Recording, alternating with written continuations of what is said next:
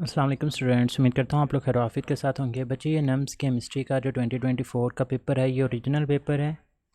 Official जो 40 questions हैं वही एच खुद से कॉपी पेस्ट किए हुए हैं। इसमें बहुत सारी मिस्टेक्स हैं कि इनके ग्रेस मार्क्स मिल सकते हैं। इन तमाम चीज़ों को जब इंशाल्लाह हम लोग डिस्कस करेंगे। बच्चे इसमें क्वेश्चन नंबर 1 था कि the relationship between the absolute temperature and the velocity of the gas molecule is given by. बच्चे velocity root mean square velocity की बात हो रही है और आपने इसका टेम्परेचर के साथ रिलेशन बताना है। तो बच्चे वो हमारे पास अल्फ़ा ऑप्शन के अंदर मौजूद है कि रूट मीन स्क्वायर वेलोसिटी जो है वो डायरेक्टली प्रोपोर्शनल होती है अंडर रूट ऑफ टेम्परेचर के। तो यहाँ पर हमारे पास जो राइट ऑप्शन है वो अल्फ़ा आ जाएगा। P V is equal to n R T, ये हमारे पास एक जनरल गैस इक्वेशन है। चार्ली का आपके बुक के अंदर कहीं पे भी जिक्र नहीं है, जबकि P V equal to 1/3 mn c bar square ये हमारे पास जो है वो काइनेटिक इक्वेशन है। खैर यहाँ पर हमारे पास जो राइट ऑप्शन है वो अल्फ़ा आ जाएगा। बच्चे क्वेश्चन नंबर 2 है कि the maximum polarizability is exhibited in. बच्चे याद रखिएगा कि जो पोलराइजेबिलिटी होती है ये डायरेक्टली रिलेट करती है एटॉमिसिटी के साथ, या फिर कह लें कि साइज़ के साथ जो है ये डायरेक्टली रिलेट करती है। बच्चे अगर हम लोग देखें इन सभी ऑप्शंस को तो हमारे पास सबसे ज़्यादा जो नंबर ऑफ़ एटम्स मौजूद हैं जिसकी एटॉमिसिटी ज़्यादा है दैट इज़ C5H12। जितना साइज़ ज़्यादा होगा उतनी डिस्टोर्शन ज़्यादा होगी, जितनी डिस्टोर्शन ज़्यादा होगी पोलराइजेबिलिटी ज़्यादा होगी, पोलराइजेबिलिटी ज़्यादा होगी तो लिनियर डिस्पर्शन फोर्सेस जो हैं वो हमें उतनी ही ज़्यादा वहाँ पर देखने को मिलती हैं। तो बच्चे यहाँ पर हमारे पास जो राइट ऑप्शन है वो डेल्टा आ जाएगा। क्वेश्चन नंबर 3 है जी कि which of the following compound have any characteristic heat of fusion. मतलब तमाम की कहता है कि ख़ास हीट ऑफ फ्यूजन है एक्सेप्ट, आपने वो बताना था जिसकी स्पेसिफिक हीट ऑफ फ्यूजन जो है वो नहीं है। बच्चे सोडियम क्लोराइड एक आयोनिक कंपाउंड है और आयोनिक कंपाउंड क्रिस्टलाइन सॉलिड्स होते हैं। Crystalline solids are identified with their specific, या फिर कह लें कि शार्प हीट ऑफ फ्यूजन होती है, इनके शार्प मेल्टिंग पॉइंट्स होते हैं। तो बच्चे सोडियम क्लोराइड तो स्पेसिफिक हीट ऑफ फ्यूजन होगी। इसी तरह से एल्यूमिनियम ऑक्साइड भी एक आयनिक कंपाउंड है। Iron oxide Fe2O। तो बच्चे ये हमारे पास जो है iron oxide like crystalline solids ये भी हमारे पास जो है वो स्पेसिफिक हीट ऑफ फ्यूजन रखते हैं। जबकि जो सिलिकेट्स होते हैं ये मेल्ट करते हैं, फ्यूज़ करते हैं but over the range of temperature. अब ये जो सिलिकेट्स होते हैं ग्लास वगैरह बनाने के अंदर इस्तेमाल होते हैं। और ये बात आप लोग उसके अंदर इनऑर्गेनिक केमिस्ट्री के अंदर चैप्टर नंबर 4 के अंदर पढ़ते हैं सिलिकेट्स के बारे में कि ग्लास वगैरह को बनाने के अंदर इस्तेमाल किया जाता है। और ग्लास की आपकी बुक के अंदर जो है वो अमॉर्फस सॉलिड्स के अंदर एग्जांपल दी हुई है और अमॉर्फस सॉलिड्स होते हैं उनकी स्पेसिफिक हीट ऑफ फ्यूजन नहीं होती। तो बच्चे इस क्वेश्चन का जो राइट ऑप्शन था that was delta. Question number 4 है, कहता है कि अगर एक्सटर्नल प्रेशर को हम लोग रिड्यूस करके हाफ कर दें the boiling point of the ethanol will be. अब बच्चे एथेनॉल का जो बॉइलिंग पॉइंट होता है वो होता है 78 डिग्री सेल्सियस और बॉइलिंग पॉइंट का एक्सटर्नल प्रेशर के साथ डायरेक्ट रिलेशन होता है। मतलब अगर आप लोग एक्सटर्नल प्रेशर को इंक्रीज़ करेंगे तो बॉइलिंग पॉइंट बढ़ जाएगा और अगर आप लोग एक्सटर्नल प्रेशर को कम करेंगे तो बॉइलिंग पॉइंट भी कम हो जाएगा। अब वो कहता है कि हमारे पास अगर आप लोग एक्सटर्नल प्रेशर को रिड्यूस टू हाफ, आपने एक्सटर्नल प्रेशर को कम कर दिया है तो बच्चे एक्सटर्नल प्रेशर को कम करने की वजह से उसका बॉइलिंग पॉइंट भी कम हो जाएगा।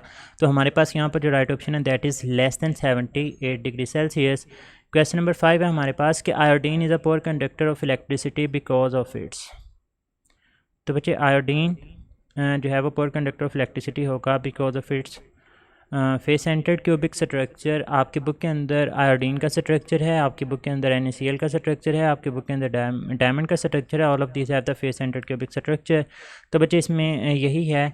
बाकी ऑर्थोरोम्बिक इसकी ज्योमेट्री हो सकती है, शेप हो सकती है, लेकिन वो यहाँ पर ऑप्शन ही नहीं है। उसने स्ट्रक्चर यूनिट सेल के बारे में बताया हुआ है। तो बच्चे आयोडीन जो है वो फेस सेंटर्ड क्यूबिक स्ट्रक्चर रखता है तो इसका जो राइट ऑप्शन है वो हमारे पास अल्फ़ा आ जाएगा। क्वेश्चन नंबर 6 है बच्चे बॉडी सेंटर्ड क्यूबिक अगर आपको लगता है तो लाजमी कमेंट सेक्शन के अंदर बताएं क्योंकि फेडरल के अंदर मे भी इसके अंदर चेंजिंग हो सकती है। बट पंजाब के अंदर इसको फेस सेंटर्ड क्यूबिक के तौर पे लिखा हुआ है और इसका राइट ऑप्शन भी फेस सेंटर्ड क्यूबिक स्ट्रक्चर ही है। क्वेश्चन नंबर 6 है जी, कहता है कि predict the shape of caesium chloride having the radius ratio of 0.93। तो बच्चे ये रेडियस रेशियो आप लोगों ने वहाँ पर पढ़ी हुई हैं। जो हमारे पास सारा का सारा सिनेरियो है वहाँ पर फेडरल बोर्ड की बुक के अंदर उसने रेडियस रेशियो लिखी हुई है और आगे उसने शेप्स के बारे में बताया हुआ है। तो बच्चे अगर जो है वो रेडियस रेशियो 0.93 हो गई तो उसका जो स्ट्रक्चर होता है वो बॉडी सेंटर्ड क्यूबिक है।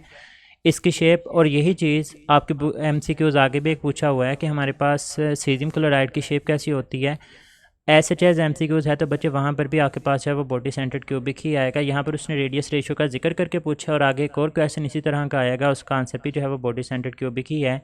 बच्चे नेक्स्ट है उसने सोलेबिलिटी दी हुई है और वो आपसे आयनिक कंसनट्रेशन के बारे में पूछ रहा है। बच्चे अगर हम लोग लेड सल्फाइड को डिसोसिएट करते हैं तो हमारे पास Pb2 पॉजिटिव और साथ में सल्फाइड आयन बनता है। अब बच्चे टोटल आपके पास हैं 2 आइंस। मैं आपको डिस्कशन के अंदर ये बार बार चीज़ समझाता रहा कि जब भी 2 आइंस होंगे तो Ksp की वैल्यू जो होती है वो s² के इक्वल होती है। अब उसने आपको Ksp की वैल्यू दी हुई है 4 × 10⁻⁻28 और वो आपसे एक s की वैल्यू पूछ रहा है।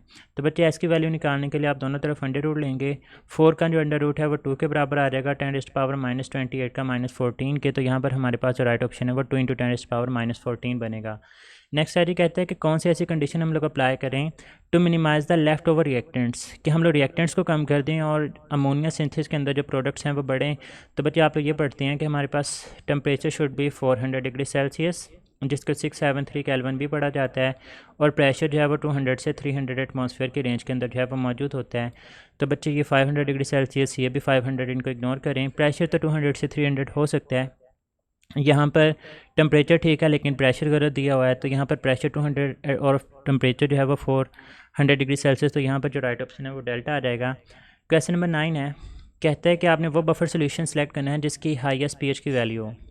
पर जब हेंडरसन इक्वेशन होती है कि pH is equal to pKa plus log concentration of salt over concentration of acid.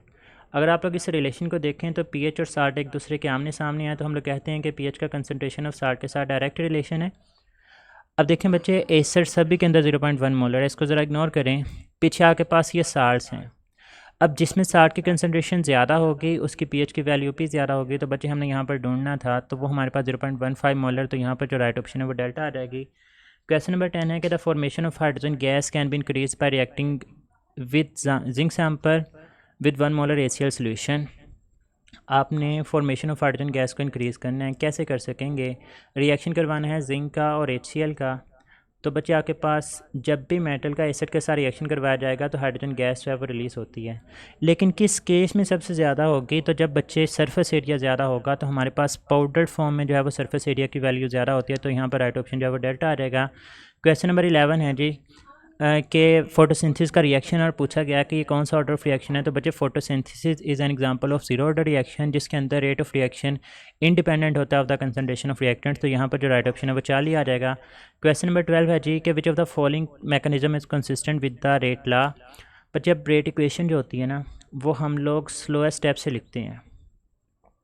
अब यहाँ पर आपके पास देखें तो आपके पास आपने एक ऐसा स्लो स्टेप आइडेंटिफाई करना है जिसके NO के 2 मोल्स होंगे और हाइड्रोजन के 1 मोल होंगे। बच्चे अल्फ़ा ऑप्शन में देखें स्लो स्टेप के अंदर NO के 2 मोल्स हैं और हाइड्रोजन का 1 मोल है, यही आपके पास राइट ऑप्शन है। अगर मैं बी ऑप्शन का राइट ऑप्शन सेलेक्ट करना चाहता तो बच्चे इसकी रेट इक्वेशन इस तरह से होनी चाहिए थी कि रेट इज इक्वल टू के, NO की पावर भी 1 होती और H2O की पावर भी 1 होनी चाहिए थी। इसी तरह से अगर 40 और डेल्टा ऑप्शन की बात करें तो 40 के अंदर रेट इज़ इक्वल टू के, NO की पावर भी 2 होनी चाहिए थी और H2 की पावर भी जो है वो यहाँ पर 2 होनी चाहिए थी, और डेल्टा के अंदर रेट इज़ इक्वल टू के और NO की पावर 2। अब बच्चे नेक्स्ट क्वेश्चन, ये क्वेश्चन के अंदर मिस्टेक है। देखें उसने दोनों रिएक्शंस के अंदर ही आयोडीन गैस, मतलब इक्वेशन देखें एग्जैक्टली सेम है। हाउ इज़ इट पॉसिबल कि आपके पास रिएक्शन दो सेम हो और उनकी डेल्टा एच की वैल्यूज़ हैं वो डिफरेंट हो? कोई भी कंडीशन उन्होंने डिफरेंट नहीं दी। ये क्वेश्चन की स्टेटमेंट ही गलत थी, इसके ग्रेस मार्क्स मिलने चाहिए। बच्चे इसको अगर सही तौर पर आप लोगों ने सॉल्व करना है तो इसको इस तरह से सॉल्व कर सकते हैं कि इसमें से कोई एक वैल्यू जो है वो आयोडीन की सॉलिड के अंदर गिवन होती, फिर आप लोग उसको सॉलिड को गैस में कन्वर्ट करते तो उसको सब्लिमेशन का नाम दे देते। अगर मैं इसको सॉलिड कंसीडर कर लूँ सिर्फ समझाने के लिए, अदरवाइज़ पेपर के अंदर इसकी क्वेश्चन स्टेटमेंट जो है वो गलत है।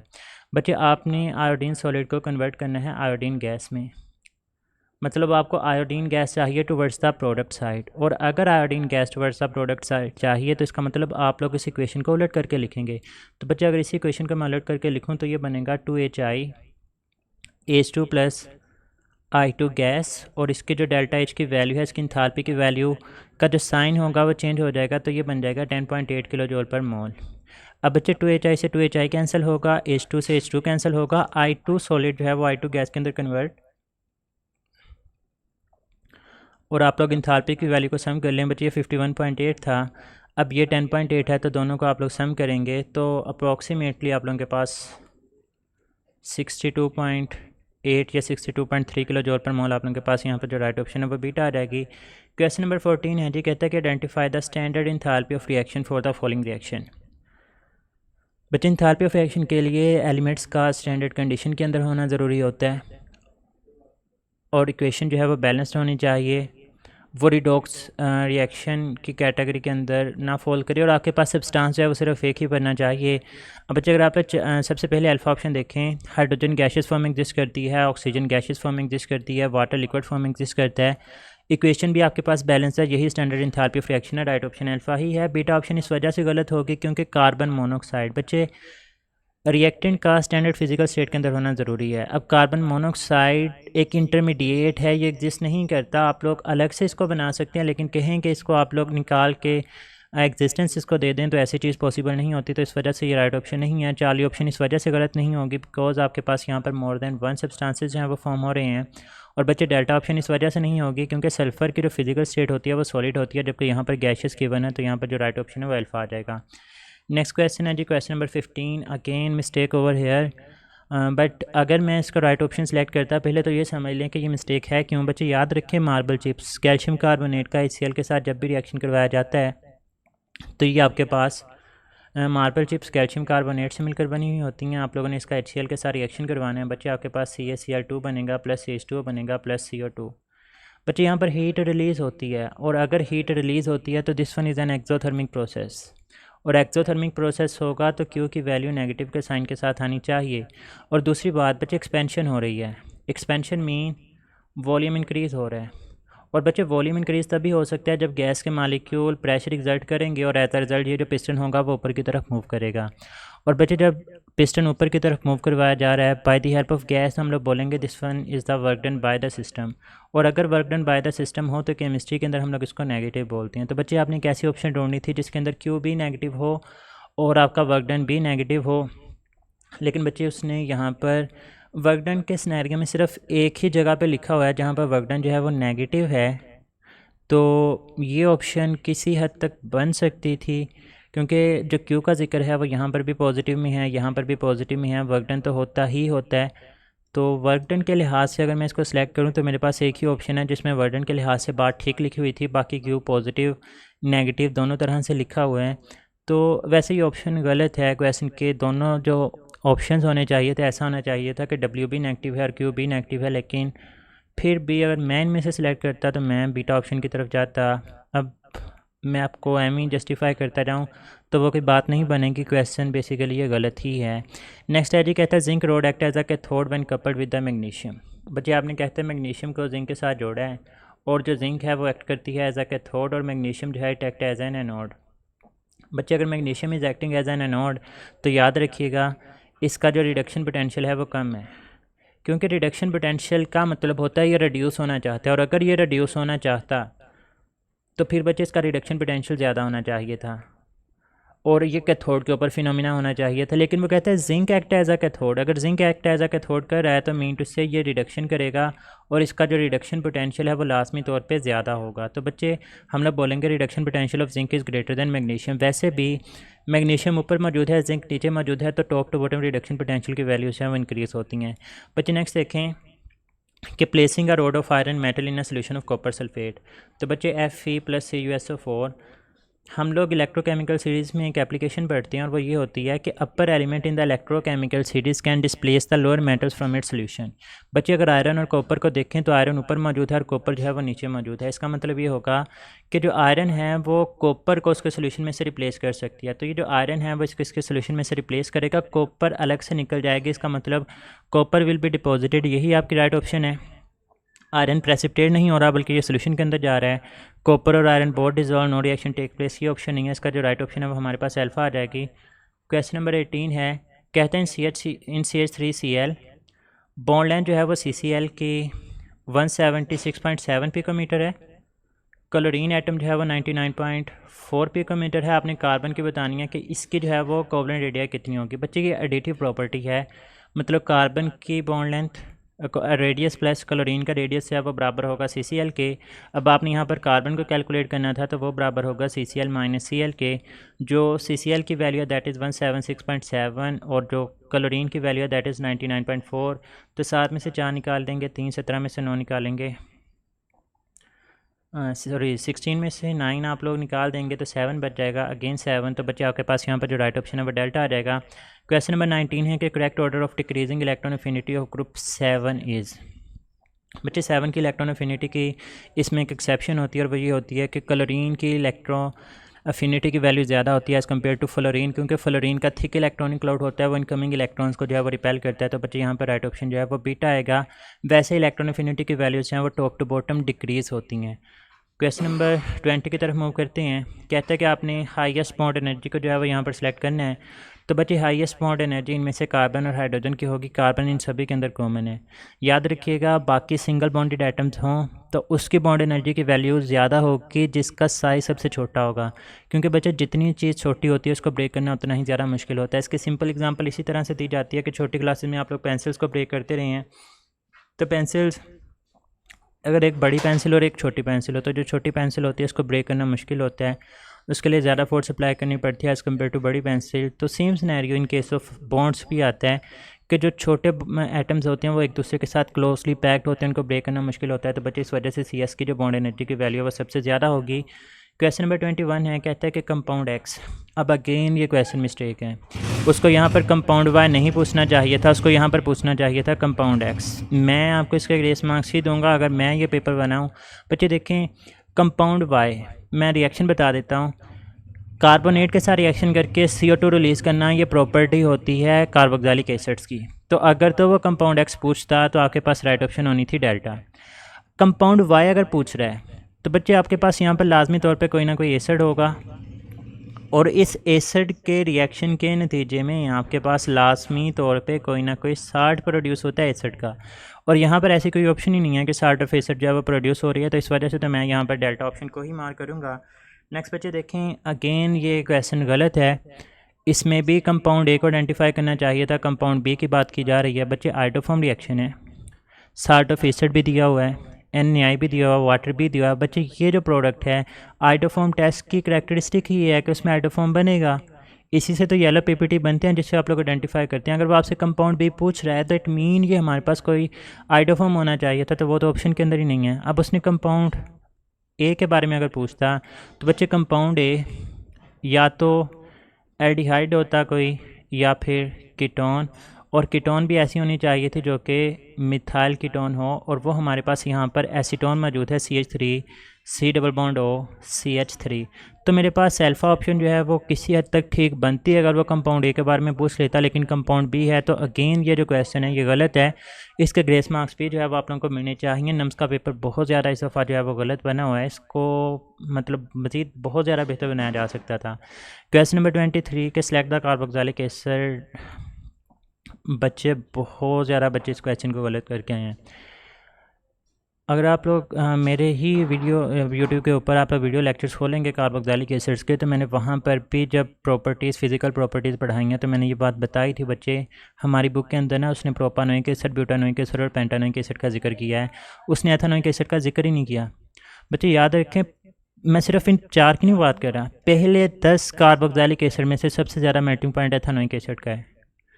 आदो आप लोग जो चीज़ें पढ़ती हैं कि हमारे पास जो even number of carbon atom होते हैं उनका मेल्टिंग पॉइंट जो होता है वो उसके पिछले और अगले मेंबर से जो है वो ज़्यादा होता है, और जितने नंबर ऑफ़ कार्बन एटम बढ़ते जाएंगे पोलराइजेबिलिटी बढ़ती जाएगी, मेल्टिंग पॉइंट बढ़ने चाहिए।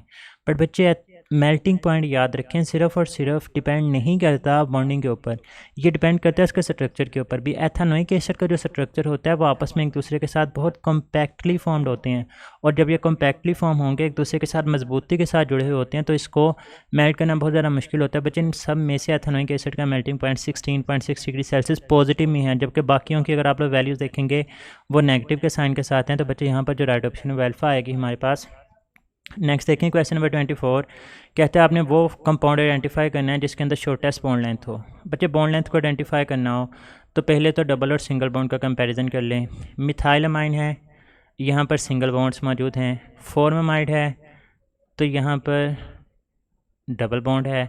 फॉर्मिक एसिड है तो डबल बॉन्ड है। एथानॉल है तो सारे के सारे सिंगल बॉन्ड है। बच्चे सिंगल बॉन्ड की बॉन्ड लेंथ ज़्यादा होती है, डबल की कम होती है, तो इनको तो निकाल दें।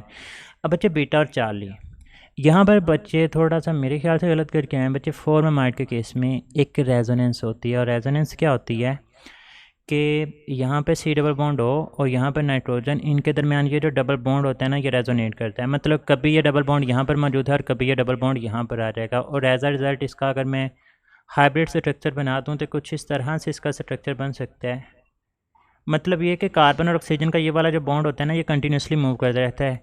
और ये वाला बॉन्ड है वो कभी सिंगल बॉन्ड और कभी कभी डबल बॉन्ड। अगर सिंगल बॉन्ड है तो इसकी बॉन्ड लेंथ बढ़ जाएगी, अगर डबल बॉन्ड होगा तो इसकी बॉन्ड लेंथ थोड़ी सी कम हो जाएगी।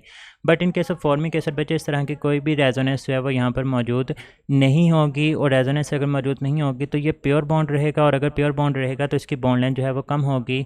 जबकि यहाँ पर अगर ये भी सी डबल बॉन्ड और प्योर बॉन्ड होता, बच्चे मैंने इसकी गूगल के ऊपर वैल्यूज़ को सर्च किया तो इसकी 1.21 एंगस्ट्रॉम एसएचएस वैल्यू दी हुई है और इसकी जो वैल्यू है दैट इज़ 1.20।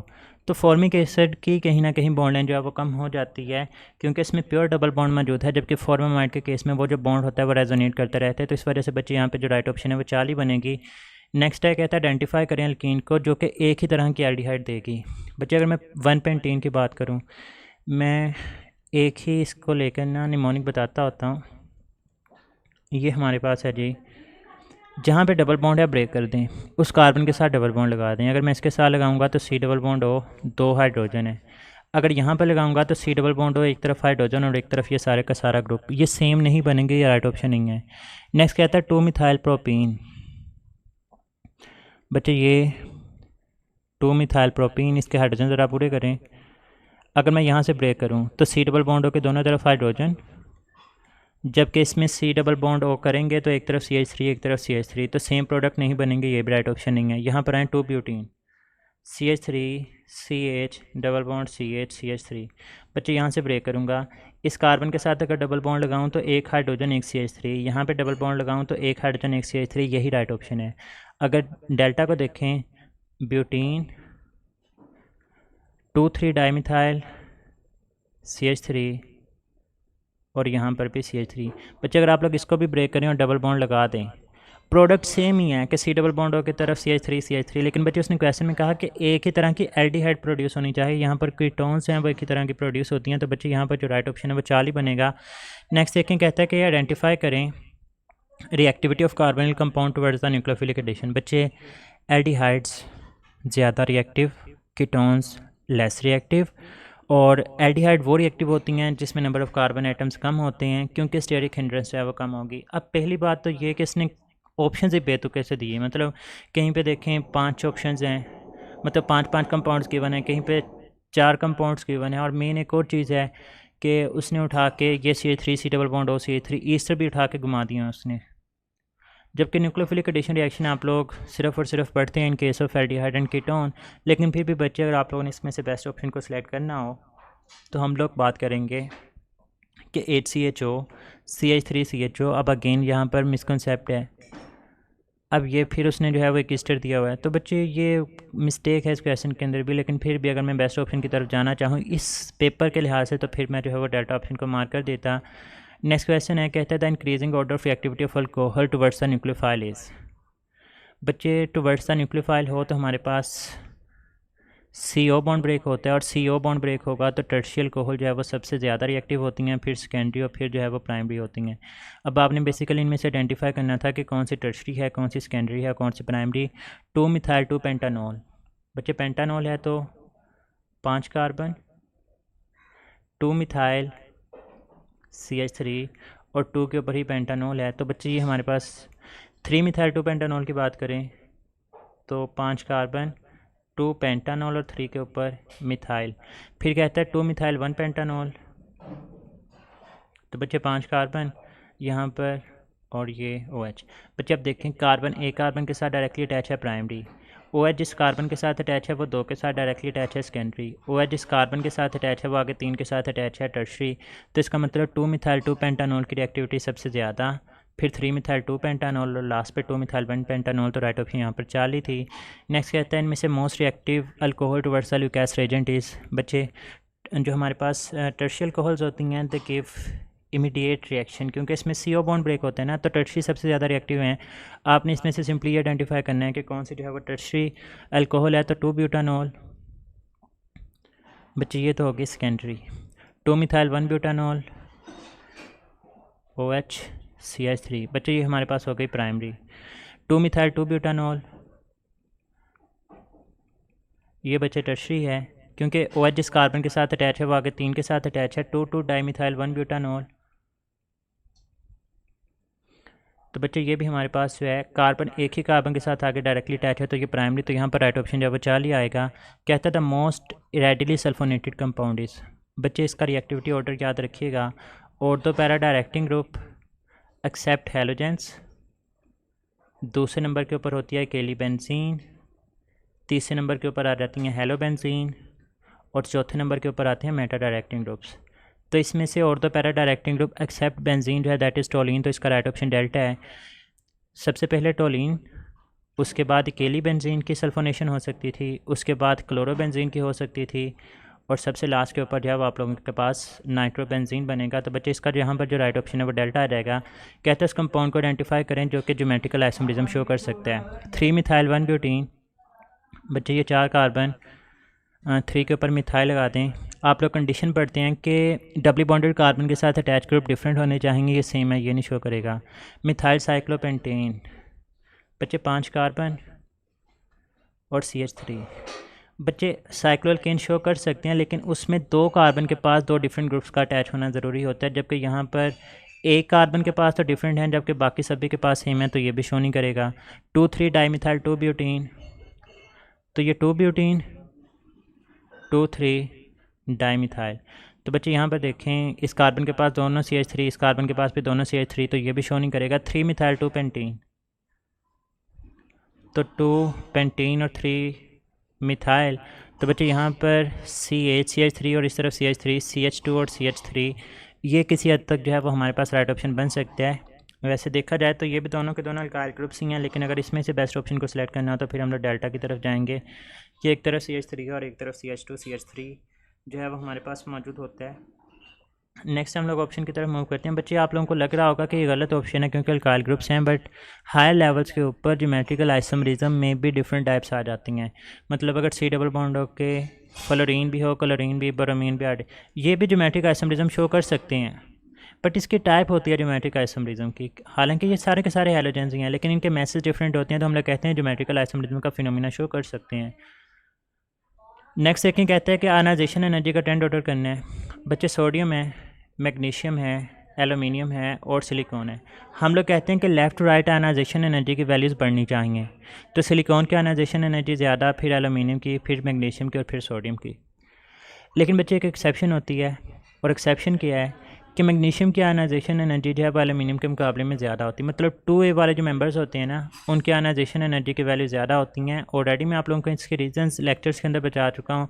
अब हमने यहाँ पर राइट ऑप्शन को सिलेक्ट करना है, तो बच्चे सबसे ज़्यादा होगी सिलिकॉन की, उसके बाद आएगी मैग्नीशियम की, उसके बाद आएगी एलुमिनियम की और लास्ट पर आएगी सोडियम की। तो वो भी यहाँ पर कोई भी ऑप्शन मौजूद नहीं है। खैर, अब यहाँ पर उसने मैग्नीशियम की सबसे कम आयनाइजेशन एनर्जी दे दी हुई है, यहाँ पर सिलिकॉन की सबसे कम दे दी हुई है। मतलब ये ऑर्डर बन सकता था अगर ये इन दोनों की पोजीशन को जो है वो चेंज कर देते। खैर ये भी मिस्टेक है, यहाँ पर अल्फ़ा ऑप्शन मार्क तब कर सकते थे अगर यहाँ पर एलुमिनियम गिवन होता और यहाँ पर मैग्नीशियम होता। खैर ग्रेस मार्क्स इसके भी मिलने चाहिए आप लोगों को। बच्चे नेक्स्ट 32 कहते हैं कि हम लोग हीट करते हैं तो कौन रेडिली डिकम्पोज होगा। बच्चे ये हमारे पास अल्कलीन अर्थ मेटल्स हैं, और अल्कलीन अर्थ मेटल्स की जो ईज़ ऑफ डिकम्पोजिशन होती है वो डिक्रीज़ होती है।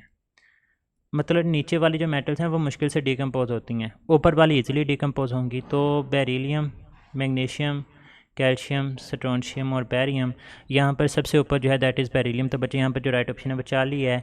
नेक्स्ट सेकंड कहते हैं आपने टाइप ऑफ हाइब्रिडाइजेशन को आइडेंटिफाई करना था, नाइट्रोजन। बच्चे lone pair plus sigma bond calculate करते हैं। आंसर 4 आए तो sp3 है, आंसर 3 आए तो sp2 है, और अगर आंसर 2 आए तो sp है। नाइट्रोजन को देखें प्लस चार्ज है, मीन इसने लोन पेयर डोनेट कर दिया है। लोन पेयर अब इसके पास कोई नहीं है। सिग्मा बॉन्ड एक ये है और एक यहाँ पर सिग्मा बॉन्ड, तो 2 सिग्मा बॉन्ड, आंसर आएगा 2, तो इसकी जो हाइब्रिडाइजेशन है वो sp आ जाएगा। कहता है bakelite is formed upon the polymerization of, तो बच्चे बेकलाइट बनता है by the reaction of phenol plus aldehyde in the presence of dilute base, तो यहाँ पर राइट ऑप्शन जो है वो अल्फा आ जाएगा। नेक्स्ट है कहता है the shape of CsCl, already हम लोग इसके ऊपर बात कर चुके हैं इसके रेडियस की बिना के ऊपर। तो बच्चे इसका जो स्ट्रक्चर होता है that is body centred cubic. फिर कहता है the value of l azimuthal quantum number for the 4p orbital. बच्चे azimuthal quantum number s p d या एफ से बता सकते हैं। एस के लिए इसकी वैल्यू 0, पी के लिए 1, डी के लिए 2 और एफ़ के लिए 3। तो यहाँ पर 4p है मीन टू से आपके पास जो वैल्यू होगी वो हमारे पास आ जाएगी, यहाँ पर 1 आ जाएगी। तो इसका जो राइट ऑप्शन है वो अल्फ़ा बन जाएगा। नेक्स्ट क्वेश्चन की अगर बात करें तो कहते हैं कि ग्रेटेस्ट नंबर ऑफ़ पार्टिकल्स किस में मौजूद होंगे। बच्चे जिसमें नंबर ऑफ़ मोल्स सबसे ज़्यादा होंगे उसी में नंबर ऑफ़ पार्टिकल्स हैं वो भी ज़्यादा होने चाहिए। हम लोग अब नंबर ऑफ़ मोल्स की बात करें तो बच्चे 2 gram of sodium given mass over molar mass, 2 gram of hydrogen gas given mass भी 2 है, इसका मॉलिक्यूलर मैस भी 2 है, तो 2/2 1 आ जाएगा। हाइड्रोजन गैस का मतलब होता है H2, इसका 1 मोल है। यहाँ पर देखें 2 ग्राम ऑफ नाइट्रोजन गैस मतलब N2, तो 2 नाइट्रोजन का mass 28, 2 gram of carbon dioxide 2/44। तो बच्चे देखें सभी में 2 बड़ी वैल्यू मतलब इनका आंसर 0 पॉइंट समथिंग आएगा, जबकि सिर्फ एक ही ऐसी चीज़ है जिसमें नंबर ऑफ़ मोल्स 1 है, तो इसी में नंबर ऑफ़ पार्टिकल भी सबसे ज़्यादा होंगे, तो राइट ऑप्शन बीटा आ जाएगी। बच्चे नेक्स्ट है कहता है ऐसा एलिमेंट बताएं जिसकी ये वाली इलेक्ट्रॉनिक कन्फिग्रेशन हो सकती है। बच्चे अब क्रिप्टॉन लिखा हुआ है, helium, neon, argon, krypton. Helium 2, 8 का डिफरेंस डालें 10, 8 का डिफरेंस डालें 18, फिर 8 का डिफरेंस डालें 36। मैजिक नंबर्स होते हैं 8, 8, 18, 18, 32 में मतलब इससे जो अगली होगी उसका 46 होगा, 18 का डिफरेंस डाल के, और उससे जो अगली नोबल गैस है उसका होगा 32 का डिफरेंस ऐड करके, तो 86 होगा। बच्चे यहाँ पर क्रिप्टॉन लिखा है 36 + 2 इसमें 38 और 6 इसमें मतलब 44। आपने एक ऐसा एलिमेंट आइडेंटिफाई करना था जिसका एटॉमिक नंबर 44 है, तो बच्चे वो हमारे पास बीटा ऑप्शन थी। नेक्स्ट देखें कहते हैं कि choose the allowed set of quantum number. बच्चे एल की वैल्यू ऐसी नहीं हो सकती, ना कभी एन के बराबर हो सकती है ना उससे ज़्यादा हो सकती है, तो ये तो निकल गई ना बीटा ऑप्शन, क्योंकि इसमें एल एन के बराबर है। बाकी सारी ऑप्शन एल और एन के लिहाज से ठीक हैं। बच्चे एम के बारे में याद रखें, एम क्या नहीं हो सकता, M can never be greater than L, M can never be greater than और इक्वल टू एन। यहाँ पर आएँ, ठीक नज़र आ रहा है, यहाँ पर आएँ एम इज़ इक्वल टू 0, ये तो वैसी ऑप्शन निकल गई ना। यहाँ पर एम की वैल्यू एल के मुकाबले में ज़्यादा दी हुई है, तो ये भी यहाँ से गलत हो जाएगी। यहाँ पर भी एम की वैल्यू जो है एल के मुकाबले में ज़्यादा दी हुई है, तो ये भी गलत है। इसका एक ही ऑप्शन है वो हमारे पास अल्फ़ा आ जाएगी।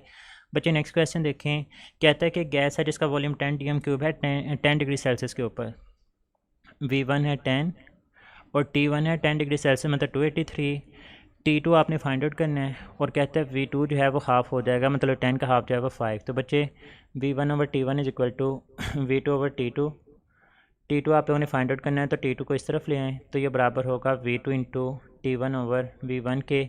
V2 की वैल्यू 5 है, T1 की वैल्यू जो है वो 283 और हमारे पास V1 की वैल्यू जो है वो 10, तो बच्चे ये आ जाएगा 2, और अगर इसको डिवाइड करेंगे तो आपके पास 141.5 या अप्रोक्सीमेटली 142 केल्विन राइट ऑप्शन बनेगा। तो बच्चे ये डिस्कशन थी नम्स केमिस्ट्री 2024 की। बाकी इंशाल्लाह after college time I will share physics as well as English discussion with you guys. अपना बहुत सारा ख्याल रखना है, दुआ में याद रखिएगा। फ़ी अमानिल्लाह, अल्लाह हाफ़िज़।